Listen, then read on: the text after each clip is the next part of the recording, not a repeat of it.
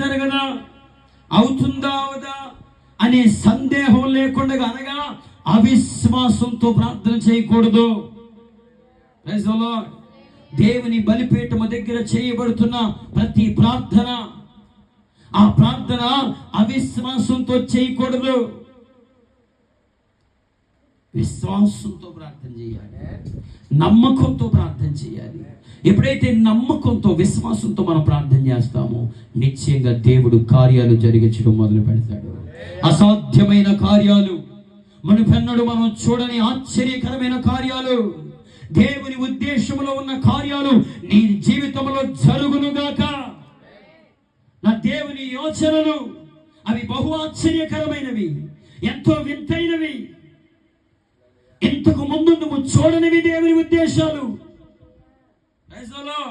ఆ ఉద్దేశాలు జరగాలంటే మన ప్రార్థన విశ్వాసంతో చేయగలగాలి.